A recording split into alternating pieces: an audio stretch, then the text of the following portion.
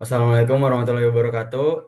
Eh, saya ingin mempresentasikan hasil proyek kelompok kami di matkul konsep basis data yang beranggotakan Mahardika Priyambada, Jeremy Abraham, Raditya Safa Lesmana, Muhammad Rainur Rofi Zulhaj, dan Muhammad Raka Pratama.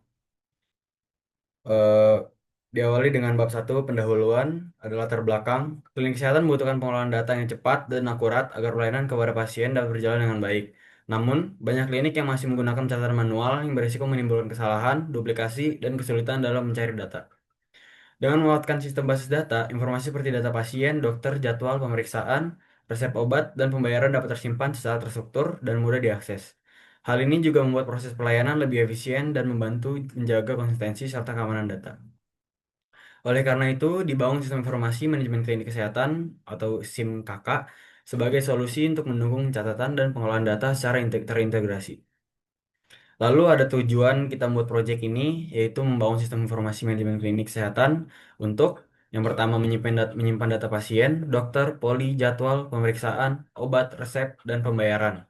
Yang kedua menyediakan query untuk laporan kunjungan, resep, dan keuangan. Dan terakhir ada menjamin konsistensi data melalui normalisasi.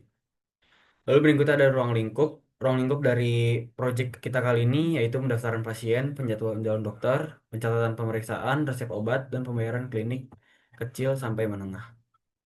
Lalu bab 2 akan dilanjutkan oleh teman saya Mardika. Oke, yang kedua ada bab 2 ada rancangan basis data. Yang pertama itu ada gambaran umum sistem. Sistem Informasi Manajemen Klinik Kesehatan atau SIM-KK merupakan sistem yang dirancang untuk membantu proses pelayanan kesehatan pada klinik kecil hingga menengah.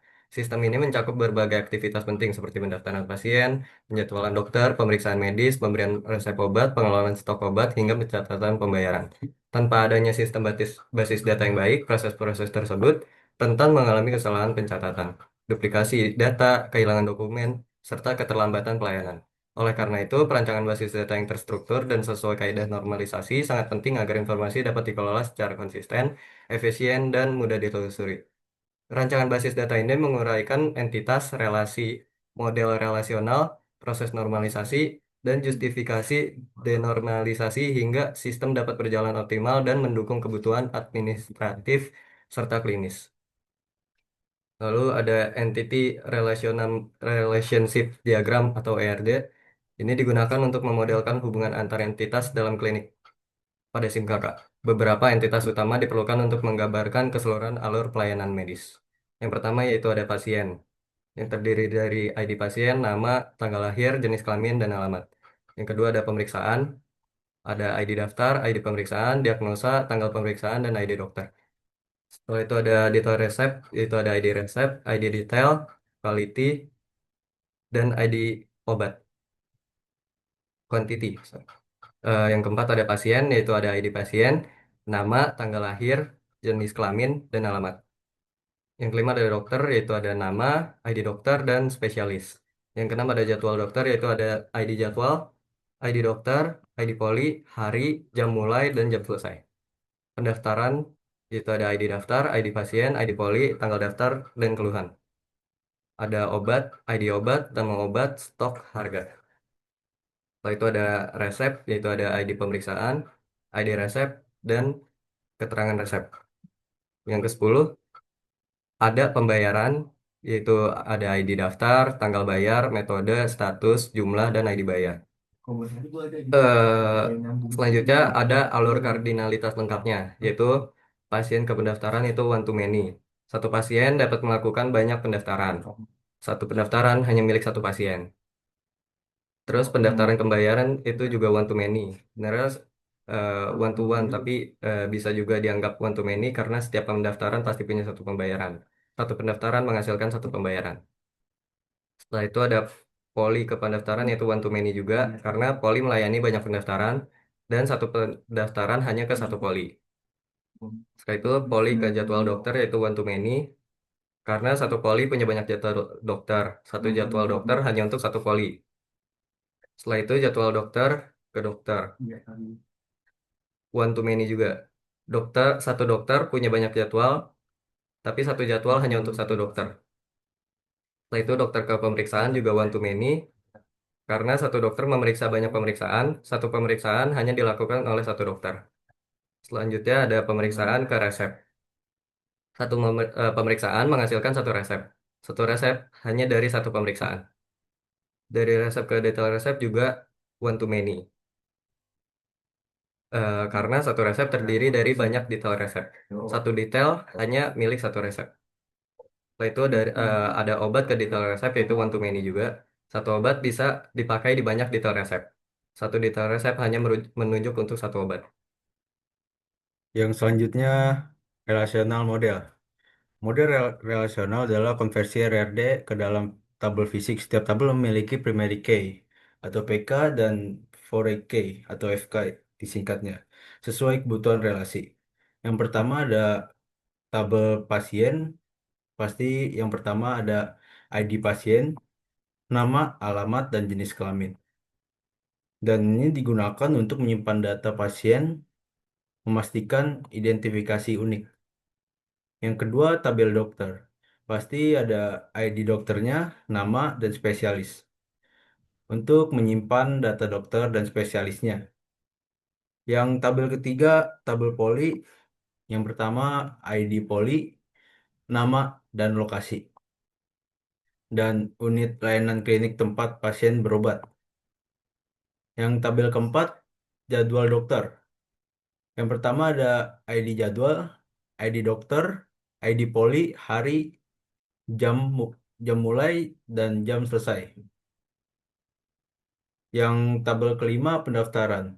Yang pertama ada ID daftar, ID pasien, ID poli, tanggal daftar, dan keluhan. Untuk mencatat pasien yang datang berobat. Yang tabel keenam pemeriksaan. ID pemeriksaan. Yang pertama ada ID pemeriksaan, ID pendaftaran, ID dokter, diagnosa, tanggal pemeriksaan. Dan deskripsinya berisi informasi pemeriksa yang dilakukan dokter. Yang tabel ketujuh, tabel obat. Yang pertama pasti ada ID obat, nama obat, stok, dan harga. Deskripsinya data obat yang tersedia di klinik. Yang tabel ke-8 ada tabel resep. Yang pertama pasti ada ID resep, ID pemeriksa, keterangan resep. Deskripsi resep hasil pemeriksaan pasien. Yang tabel ke-9 detail resep. Ada ID detail, ID resep, ID obat, atau dan KITY. Tabel ke-10 pembayaran, ada tabel ID bayar, ID daftar, jumlah, tanggal bayar, metode, status. Deskripsinya mencatat pembayaran transaksi medis. D. D. Normalisasi basis data. Normalisasi memastikan struktur tabel bebas dari anomali data. Satu, satu NF, semua atribut bernilai atomik selalu, tidak ada repeating group, setiap tabel memiliki PK. Kedua, WNF, semua tabel memiliki PK tunggal, tidak ada partial dependency. 3NF, tidak ada ketergantungan transif.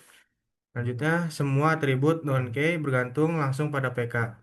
Yang keempat ada BCNF, setiap determine adalah candidate key. 4 NF, tidak terdapat multi-value dependency. Lalu relasi many to many sudah dipisah ke tabel detail resep.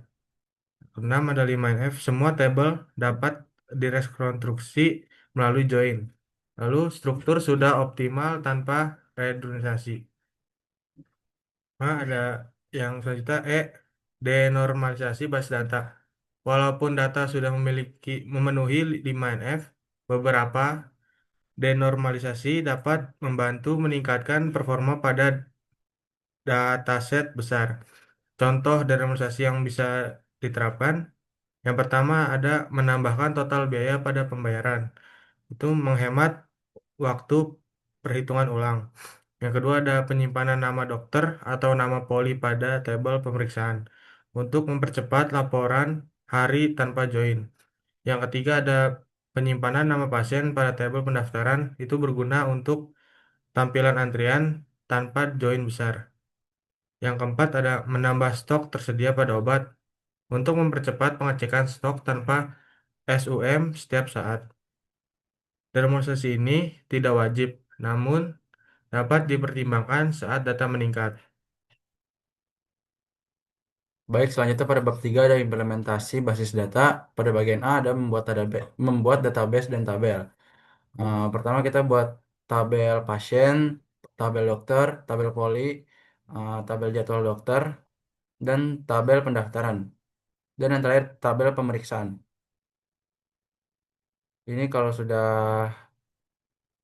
berhasil programnya, yang selanjutnya pada bagian B ada kita menginsert data dari setiap tabelnya.